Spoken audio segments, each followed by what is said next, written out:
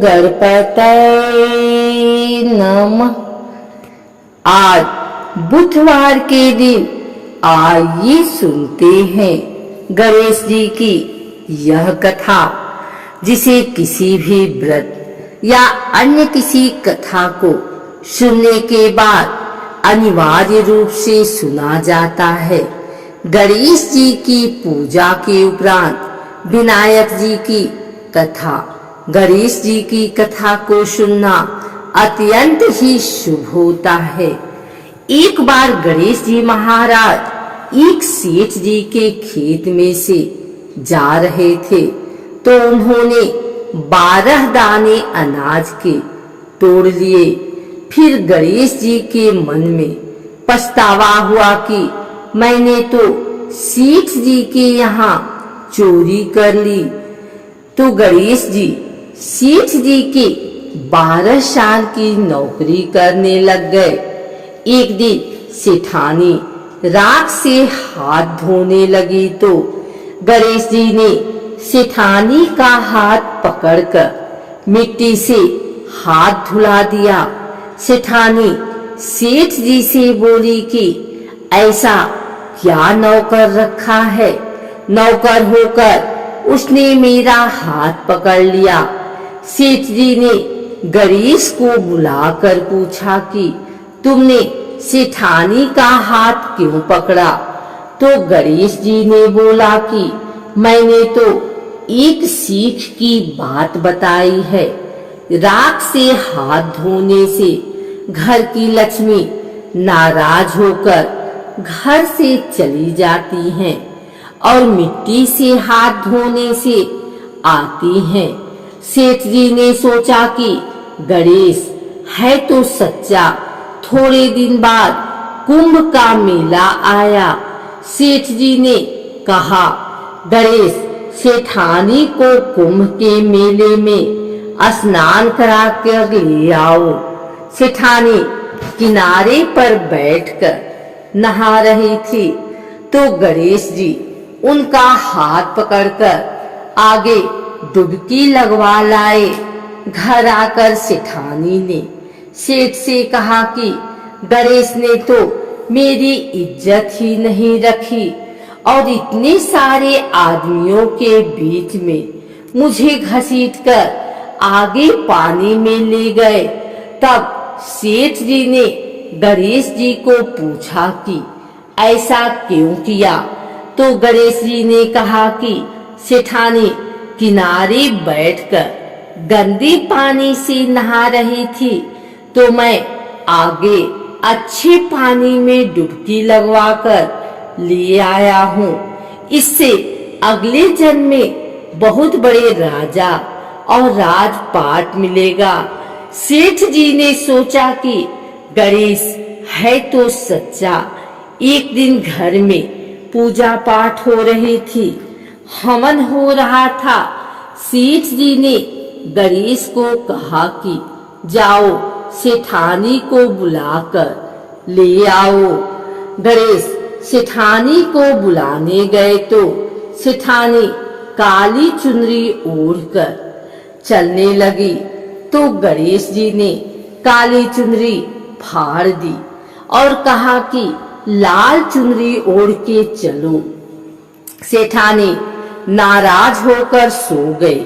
सेठ जी ने आकर पूछा, क्या बात है? तो सेठानी ने बोला कि गणेश ने मेरी चुनरी फाड़ दी। सेठ जी ने गणेश को बुलाकर बहुत डांटा और कहा, तुम बहुत बदमाशी करते हो। तो गणेश जी ने कहा, पूजा पाठ में काला वस्त्र नहीं पहनते हैं, इसलिए मैंने लाल वस्त्र के लिए कहा। काला वस्त्र पहनने से कोई भी शुभ काम सफल नहीं होता है। फिर सेठ जी ने सोचा कि गणेश है तो समझदार। एक दिन सेठ जी पूजा करने लगे, तो पंडित जी ने बोला कि ओ गणेश जी की मूर्ति लाना भूल गया, अब क्या करे? तो गणेश जी ने बोला कि मेरे को ही मूर्ति बनाकर विराजमान कर लो, आपके सारे काम सफल हो जाएंगे। यह बात सुनकर सेठ जी को भी बहुत गुस्सा आया और वो बोले कि तुम तो अब तक सेठानी से ही मजाक करते थे, मेरे से भी करने लग गए। तो गणेश जी ने कहा, मैं मजाक नहीं कर रहा हूँ, मैं सच कह रहा हूँ। इतने में ही गणेश जी का रूप धारण कर लिया और सेठ तथा सेठानी ने ही गणेश जी की पूजा की। पूजा खत्म होते ही गणेश जी अंतर ध्यान हो गए। सेठ सेठानी को बहुत धोखा हुआ और उन्होंने कहा कि हमारे पास तो गणेश जी रहते थे और हमने उनसे इतना काम कराया। तो गणेश जी ने सपने में आकर सेठ जी को कहा कि आपके खेत में से मैंने 12 अनाज के दाने तोड़ लिए थे, उसी का दोष उतारने के लिए मैंने आपके यहाँ काम किया था। सेठ जी के करोड़ों की माया हो गई। हे गणेश जी महाराज, जैसा सेठ जी को दिया वैसा सबको देना, कहते को सुनते को और सारे परिवार को दे देना। बुधवार का दिन व्रत रखने के लिए उत्तम माना गया है।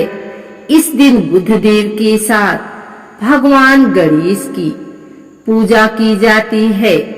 मान्यता के अनुसार बुधवार के दिन व्रत रखने से जीवन मंगलमय हो जाता है। ऐसा कहा जाता है कि इस दिन व्रत रखने से बुद्धि में वृद्धि होती है। पौराणिक मान्यता के मुताबिक बुधवार के व्रत की शुरुआत विशाखा नक्षत्र बुधवार से होनी चाहिए। ऐसा कहा जाता है कि जो इंसान विधि पूर्वक बुधवार का व्रत रखता है उसकी हर मनोकामना पूरी होती है। बुधवार का व्रत रखने से जीवन में सुख शांति बनी रहती है तथा व्यक्ति समृद्धशाली बनता है। यह व्रत रखने से किसी भी व्यक्ति को कभी धन धान्य की कमी नहीं होती। बुधवार का व्रत रखने से विभिन्न क्षेत्रों में सफलता मिलती है। अगर आपको यह वीडियो अच्छी लगी हो तो इसे लाइक करें, कमेंट करें, शेयर करें। हमारे चैनल भक्ति गाथा को सब्सक्राइब करके बेल नोटिफिकेशन ऑल पर सेट कर लें ताकि आगे आने वाली वीडियो सबसे पहले आप तक पहुंच सके। धन्यवाद।